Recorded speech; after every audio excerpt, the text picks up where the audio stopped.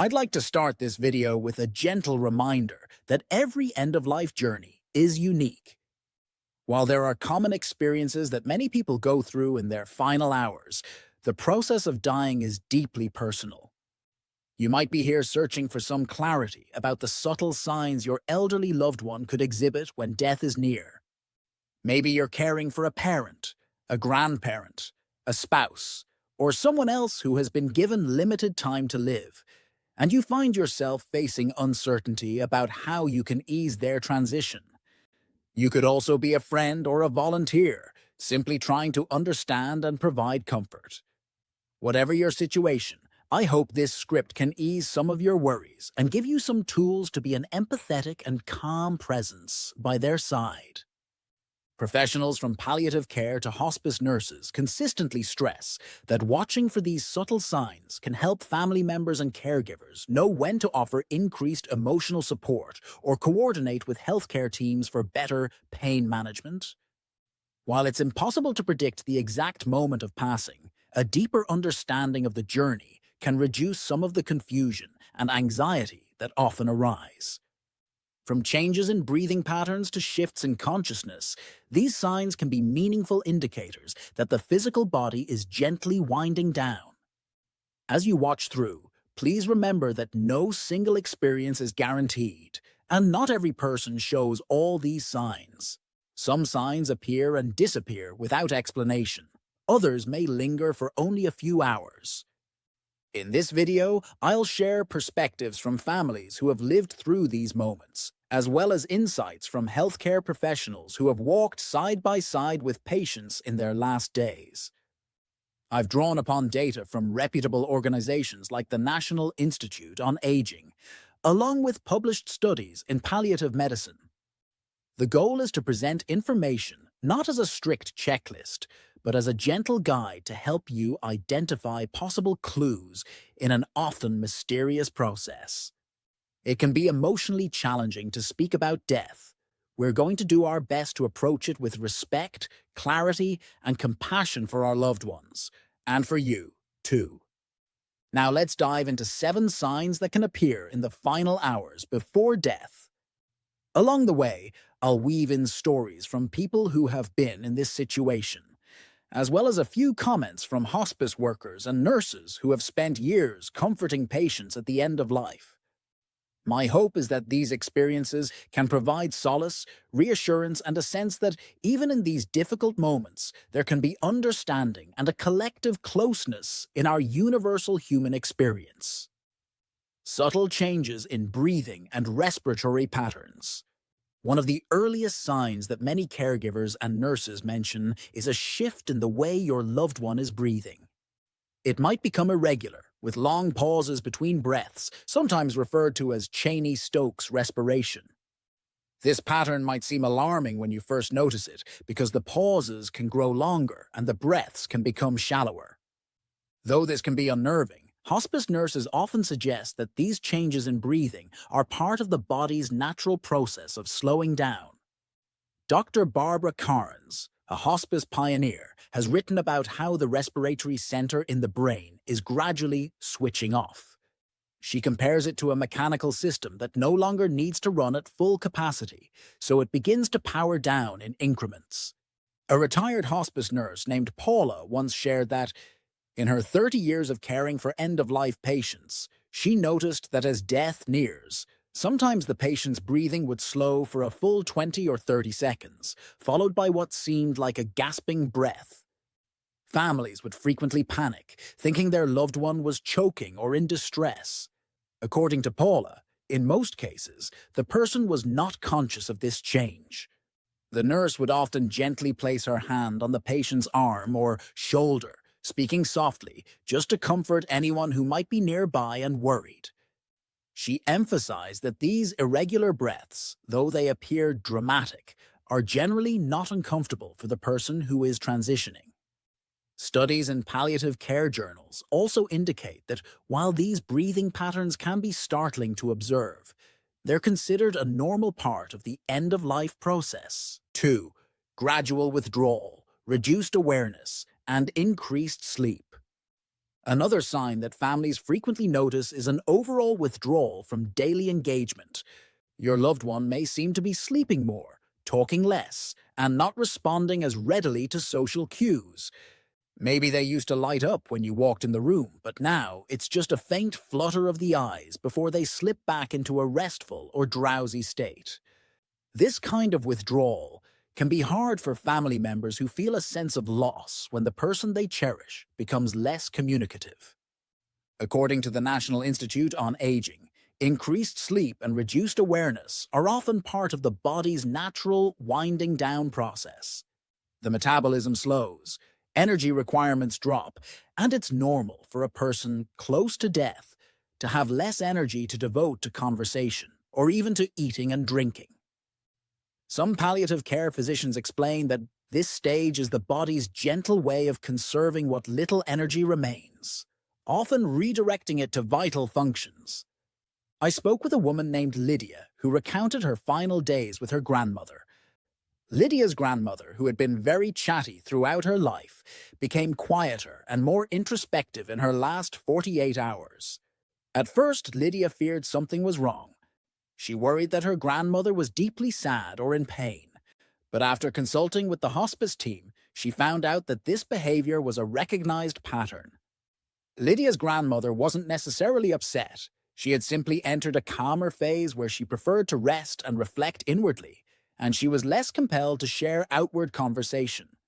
This internalized retreat, according to many hospice workers, is a sign that the person may be processing their closing chapter in a private way, making peace with their experiences and preparing to transition. 3. Changes in appetite and thirst, possible difficulty swallowing. When someone is in their final hours, their appetite and thirst typically diminish. The body is no longer focused on digesting food or maintaining typical hydration levels, and the urge to eat and drink wanes. Families sometimes become extremely worried if their loved one refuses even a sip of water. A daughter might panic, thinking, "Mom must be dehydrated. I have to push fluids."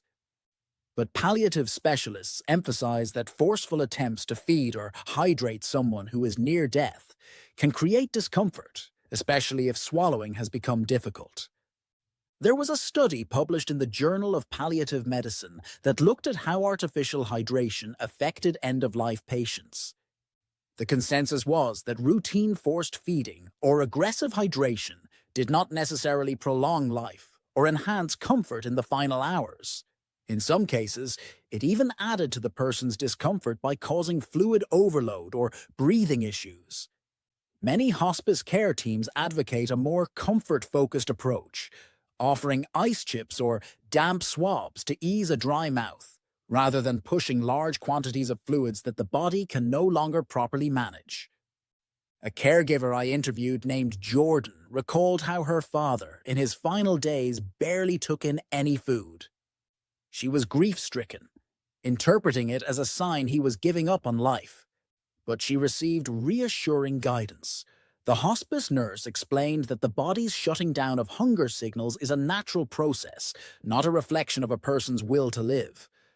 By offering small amounts of water on a spoon or gently moistening her father's lips, Jordan found a way to provide comfort without insisting he eat a full meal. That small, considerate act became a moment of tender connection, something Jordan still speaks of fondly. Pick 4.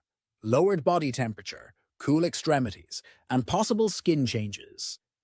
It's not unusual for an elderly person nearing death to experience changes in body temperature regulation. You might notice their hands or feet feel much colder than usual, or their skin color shifts to a pale or bluish hue, especially around the lips, fingernails, or toenails. Blood circulation naturally slows down, causing the body to redirect available energy to vital organs. This can leave the extremities cooler to the touch.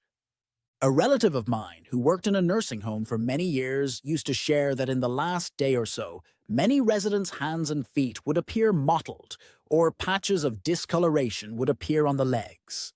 Families often worried that their loved one was in pain, But in most cases, a gentle blanket or a pair of soft socks was all that was needed to keep them cozy. There are palliative care pamphlets that note these kinds of circulatory changes are common and not necessarily indicative of any added discomfort. At this stage, you might see caregivers encourage family members to hold the patient's hand, but not to become distressed if it feels cold. Maintaining gentle, warm contact is a universal form of comfort. Studies in hospice care frequently mention that even minimal physical contact, like a light hand on the forearm or a softly stroked forehead, can ease anxiety, both for the patient and for you. There's a sense of connection in that caring touch, a silent reassurance that they're not alone. Nurses often point to this as one of the most beautiful acts of compassion you can offer. 5. Labored or noisy breathing, sometimes called the death rattle. This can be one of the most distressing sounds for loved ones, and it typically happens because the individual may be too weak to effectively swallow or cough up secretions in the back of their throat. As air passes through these secretions, it can create a rattling or gurgling sound. People often fear their loved one is in pain or drowning. However, hospice professionals like Dr. Ira Bioch, a palliative care physician, have clarified in interviews and publications that this death rattle, while unsettling to hear, often doesn't cause actual discomfort for the dying person. I recall speaking with a neighbor whose father passed away at home under hospice care. She told me that the noise was so alarming the first time she heard it, she went running for a nurse. The nurse explained that the father was not choking, just unable to clear the fluids from his throat.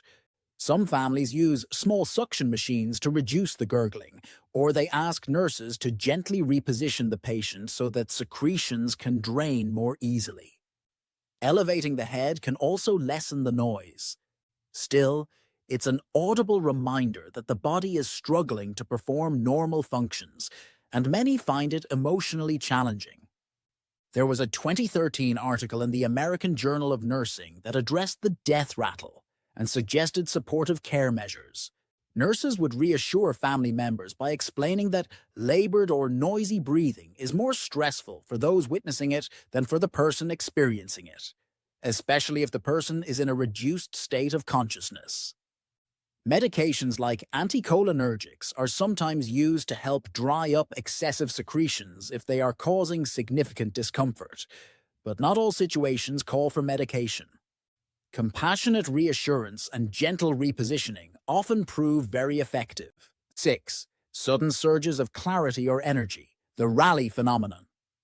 Every so often, friends and family notice that right before a person passes, there can be a brief window of surprising lucidity or energy. The person might wake up, ask to eat a favorite food, or chat animatedly for a short period, almost as if they're returning to their old self. This phenomenon has been noted anecdotally for centuries, and some scientists refer to it as terminal lucidity or the rally stage. I vividly remember a friend telling me about her mother who had advanced Alzheimer's disease and had been mostly nonverbal for the last several months. On the evening before she died, her mother unexpectedly began speaking clearly, recalling memories from decades earlier, even asking questions about family members. Though it only lasted about an hour, that precious window became a cherished moment for everyone involved. The next morning, her mother peacefully passed away. Hospice literature frequently remarks on these small bursts of energy and clarity. While they're not guaranteed to happen, they can serve as a final gesture, an opportunity for loved ones to see glimmers of the person they remember.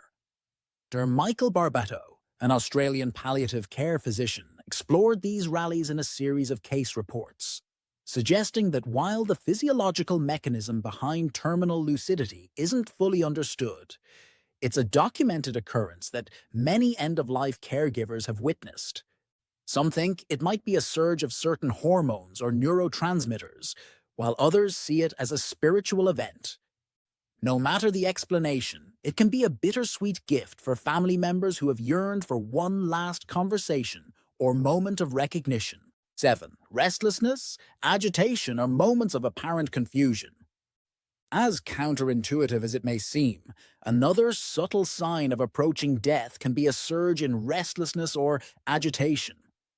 Sometimes this takes the form of the person pulling at their bed sheets, plucking at the air, or seeming to fidget without purpose.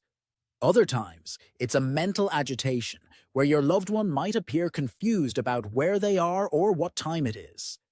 They might talk about seeing people who've already passed on, or they could express a desire to go home, even if they're already in their own bed. These behaviors can be disconcerting, especially if you have been trying to maintain a calm environment. However, many palliative care experts suggest that such restlessness is often part of a natural transition. The body's chemistry is shifting, and it may be accompanied by changes in brain activity. Some medical professionals might refer to this as terminal agitation or terminal delirium. According to the National Hospice and Palliative Care Organization, medication adjustments or even non-pharmacological approaches like a gentle hand massage or soft music might help ease this distress. I spoke with a social worker named Leonard who has worked in hospice care for over a decade. He recalled how families often feel helpless in these moments. They see their loved one tossing and turning or whispering incoherently, and they don't know what to do. Leonard suggests that calm reassurance is the first step. A soothing voice or even reciting a familiar prayer or poem can offer the patient a sense of security. He also encourages families to reduce any loud noises or bright lights that might be causing confusion.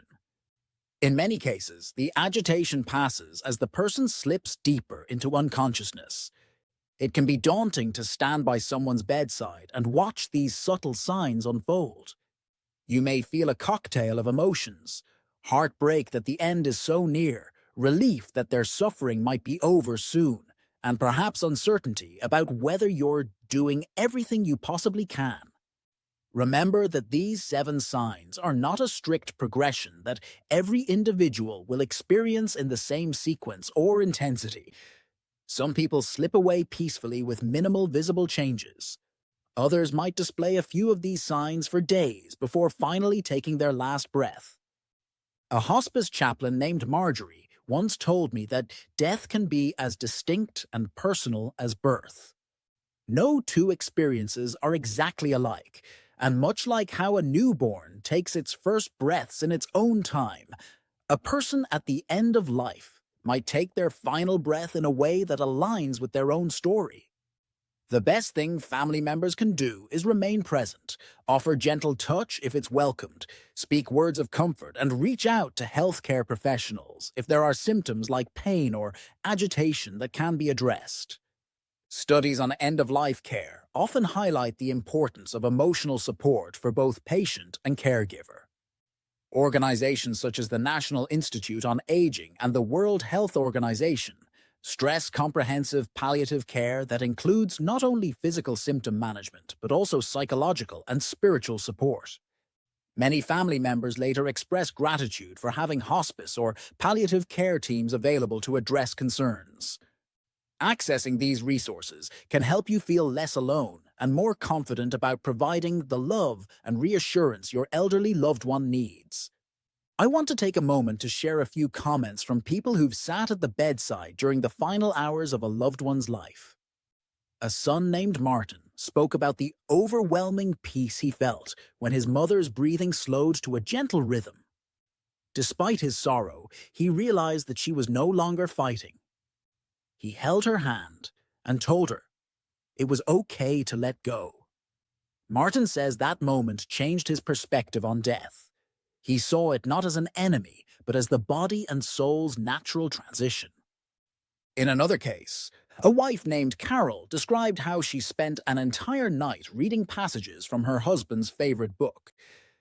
She noticed him fidgeting and seeming slightly agitated at first, but as her voice filled the room with familiar words, he calmed.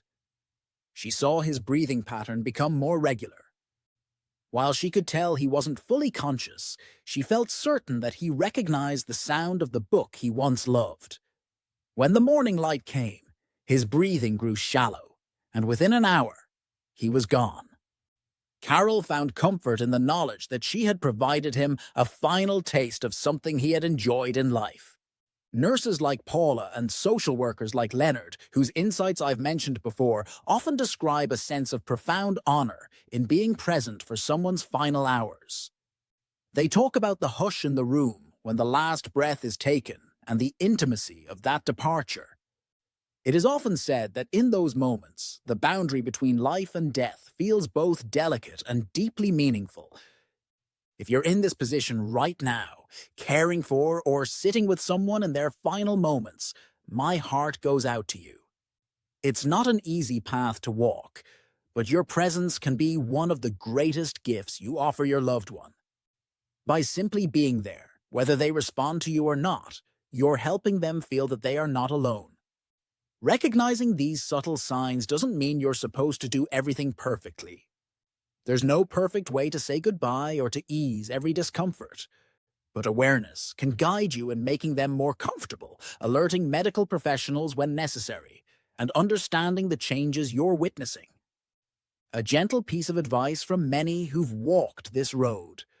Try to give yourself grace. The flurry of emotions can be overwhelming, and there's no single correct reaction. Some people weep openly, others go into a quiet, stoic mode, and still others vacillate between the two. If you're reading this in anticipation of what's to come, remember that professional help is available, whether from hospice, a chaplain, a social worker, or even an online support group where individuals share their experiences. You don't have to navigate these waters all on your own. When all is said and done, the final hours before death can be a time of deep reflection, tenderness, and sometimes a surprising sense of peace. The body is relinquishing its hold on this life, and in those moments, we often discover the immense depth of our capacity for love and compassion. While it's never easy to bid farewell to someone dear, the knowledge that they're receiving comfort can bring its own solace. Experts, nurses, and family caregivers alike remind us that providing a gentle environment, soft lights, familiar sounds, a soothing touch, can ease the transition. As we reach the end of this video, I hope you feel that you have a clearer understanding of some of the subtle signs that might appear in an elderly loved one's final hours. From changes in breathing and withdrawal to that unmistakable death rattle or a fleeting burst of clarity, these experiences are in most cases part of the natural rhythm of dying. Research in palliative care reaffirms this, and anecdotal accounts from nurses and families worldwide echo these themes of acceptance and gentle presence. If you notice any of these signs in your loved one, never hesitate to reach out to hospice or medical professionals if you have concerns about comfort or pain management. They are there to support both the patient and you. No matter which signs appear or how they unfold, the act of being present can offer immeasurable support, both to your loved one and to your own sense of peace. You may feel sadness, relief, or perhaps a blend of both. All these emotions are valid. Once again, remember that this information isn't a foolproof method to predict the moment of death or to offer a guaranteed list of symptoms, but it can serve as a gentle guide. Ultimately, the most important message here is to approach these final hours with compassion, patience, and love. In doing so, you honor your loved one's journey and your own role in helping them find ease in their last moments. Thank you for allowing me to share these insights and stories with you. It is my sincere hope that, in some small way, it has helped you feel more informed and a bit less alone in this profoundly human chapter of life. If you find yourself standing vigil by someone's bedside, know that with each breath, each shared moment, and each touch, you are offering care that transcends words. And if you ever need more guidance, reach out to a trusted healthcare provider, support group, or counselor who understands end-of-life care. You are not alone, and neither is your loved one. Take gentle care of yourself as you walk this path. And remember, love above all remains long after the final breath has been taken.